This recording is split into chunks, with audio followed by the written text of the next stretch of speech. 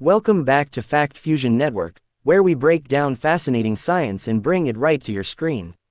Today, we're diving into the microscopic world to explore two of the most talked about organisms in medical science, viruses and bacteria.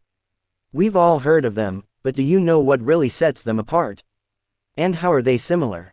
Let's find out. Introduction to bacteria and viruses. First things first, what exactly are viruses and bacteria? Bacteria are single-celled microorganisms. They're alive, and they can thrive in a variety of environments: soil, water, even inside your body. Some bacteria are good for us, while others can make us sick. Viruses, on the other hand, are much smaller and they're not technically alive. Viruses can't survive or reproduce on their own. They need a host, like you or me, to multiply and cause infections.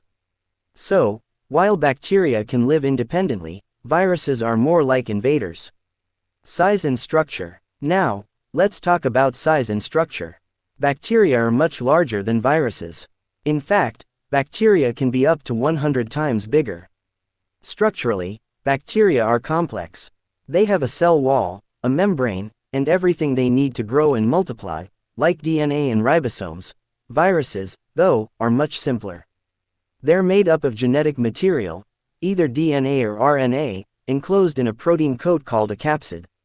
Some viruses also have an outer envelope, but they don't have the cellular machinery to produce energy or grow. That's why they need to hijack a host cell. How they reproduce. Let's move on to how they reproduce. Bacteria reproduce through a process called binary fission. One bacteria splits into two, and those two split into four, and so on.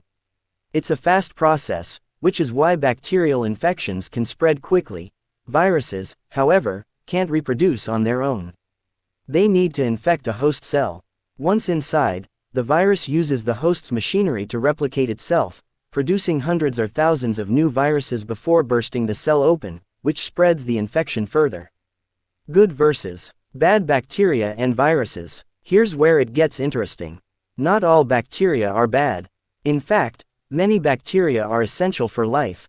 Take the bacteria in your gut, for example. These good bacteria help digest food, produce vitamins, and protect you from harmful invaders. In agriculture, bacteria help plants absorb nutrients from the soil. But of course, some bacteria are harmful and cause diseases like tuberculosis, strep throat, and food poisoning. Viruses, on the other hand, are mostly known for causing harm. They can lead to diseases like the flu, HIV, and, as we've all experienced recently, COVID-19. However, researchers are using certain viruses in medicine, like in gene therapy, to treat diseases by delivering healthy genes to cells. Antibiotics versus antivirals. So, how do we treat infections caused by bacteria and viruses? Bacterial infections are usually treated with antibiotics. These medicines either kill bacteria or stop them from multiplying. But here's the catch: antibiotics don't work on viruses. Viral infections are much harder to treat.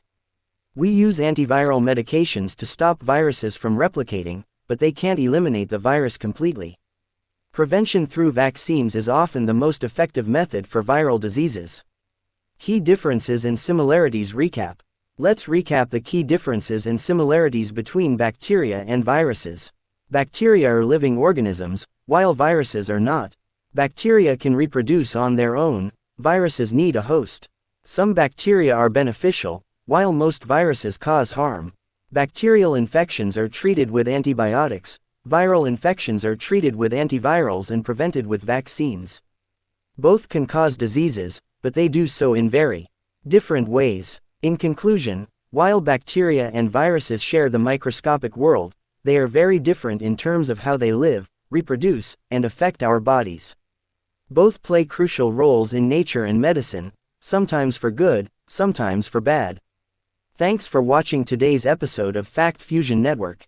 If you found this video helpful, be sure to give it a thumbs up, share it with your friends, and subscribe for more in-depth science content. Leave a comment below with any topics you'd like us to cover next, and hit that notification bell so you don't miss out. Until next time, stay curious.